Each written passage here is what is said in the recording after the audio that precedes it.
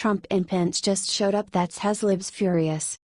Trump traveled to Texas twice to be with Hurricane Harvey survivors, and he will probably travel to Florida as soon as it's safe and the storm has moved away from the panhandle. Quite risky choice of words, sir, but we don't know Trump's plans once he arrives at Camp David. Trump can't do much while Hurricane Irma is active around Florida. Care to mention that Trump signed a $15.3 billion Harvey aid package? Trump can sign an aid package from Russia if he wanted to, the point is that it gets done and people recover from natural disaster. Trump isn't going to rebuild people's homes while dressed like an Amish person and build someone a house in a day. The National Weather Service warns of life-threatening storm surge and wind impacts to much of the state, which should be on Trump's mind as he decides whether to relax in the heated pools at Camp David, watch a film in the movie theater there, play a few games in the bowling alley on site, take a horse out on the riding trails, or even see if he can master skeet shooting. For all we know, Trump is either planning on what to do next while at Camp David, or he's already planned it.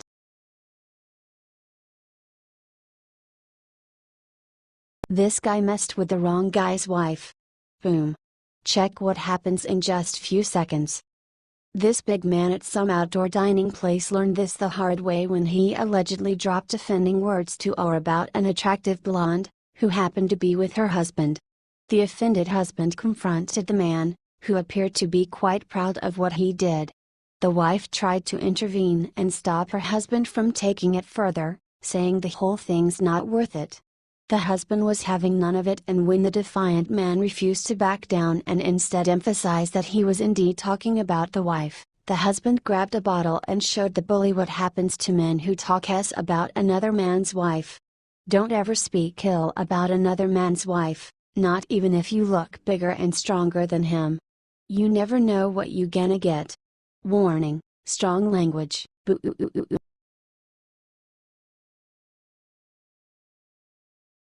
Hilarious. Cher offered her house to dreamers, and then some guy called her bluff.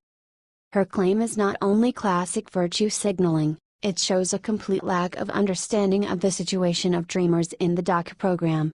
Dreamers aren't homeless and don't need a place to stay.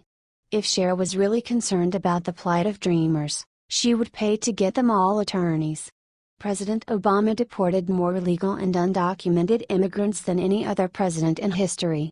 Dreamers who want to be Americans really have one option: get a really good attorney, because the immigration system is incredibly complicated.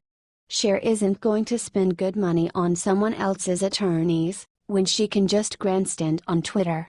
Cher probably figured she had won the argument, at least until someone forced her to put up or shut up by tweeting out her home address so dreamers can head on over to visit.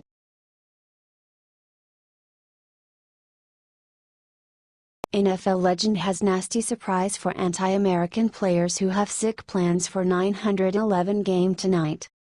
While we're all mourning the 2,996 lives lost and the attack, anti-American football players want to reclaim the attention.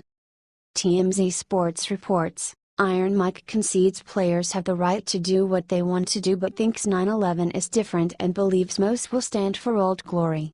As for the malcontents, Ditka says just let them be and move on, they'll be forgotten. The entire reason that these players take a knee for the anthem or act like disrespectful idiots in any other way on the field, is for the attention they get.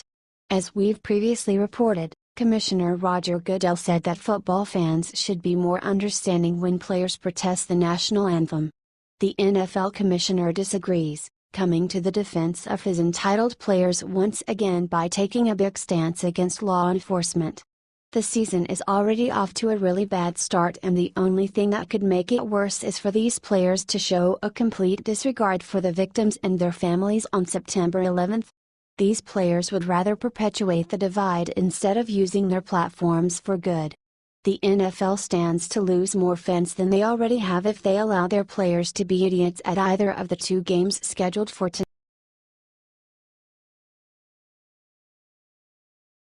Conspiracy theorist says he has final proof that Michelle Obama's a man. Years ago, The late and legendary Joan Rivers quipped that Barack Obama is gay and Michelle Obama is really a transgender man.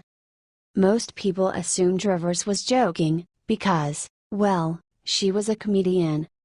Well, at least one conspiracy theorist took that allegation seriously, and is now claiming he's got final proof that Michelle Obama is really a man. Alex Jones of InfoWars posted a 12-minute video purporting to contain all the evidence one needs to come to the conclusion that Barack Obama is gay and is married to a biological male. In the video, Jones states, "Since the early days of the Obama administration, citizens across the board have studied videos and photos of Michelle Obama and said that she is a man. And even Barack Obama has called her over and over again Michael. But new shock footage has emerged that is being censored off the internet as fast as you can upload it. Now I'm not saying that Michelle Obama is a tranny, and I don't hate trannies. Michelle appears in photos and videos to have a very large penis in her pants, her shoulders are wide, her face is very, very masculine. It just seems like an unnecessary swipe at the Obamas when there's already so much of actual importance for which hold them accountable."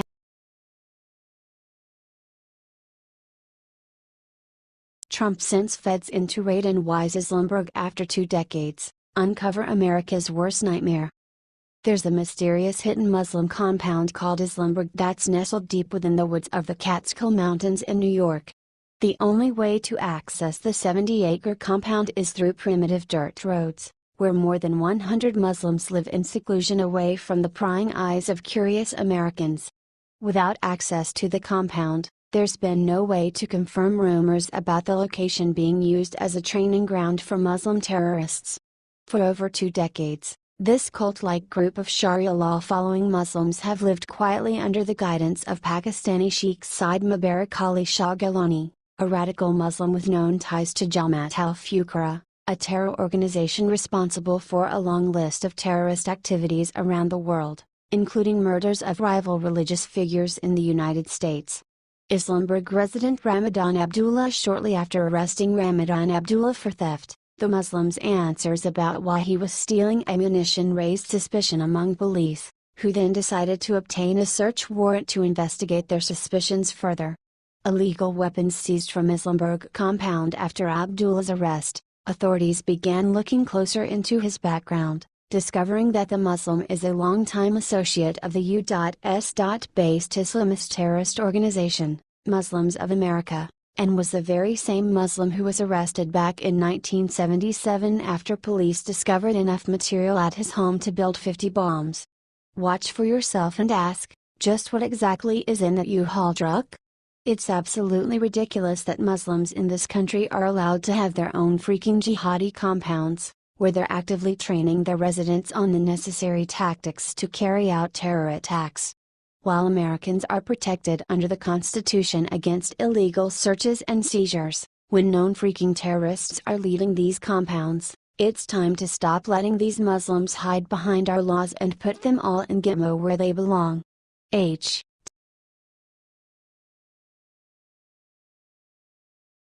Trump just royally enraged Obama with who he set free today. Remember these two? The gay couple wanted a wedding cake, but the baker claimed their sexual lifestyle, or marriage, was against his religious beliefs.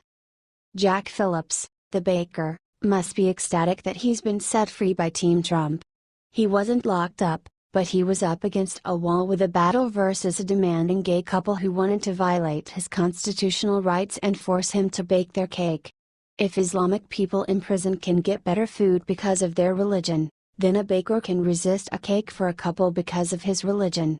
President Trump's administration has sided with a Christian baker who refused to make a gay couple's wedding cake because he claimed their marriage went against his religious beliefs.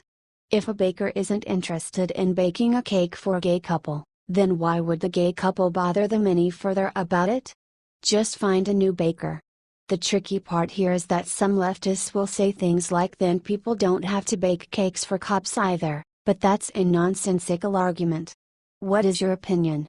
Should the baker have been forced to do something against his religion? Or did they do a great job and set the baker free from all responsibility of baking a cake for a gay couple? No matter what happens, People on the left will blame Trump and we will crack up laughing when they do.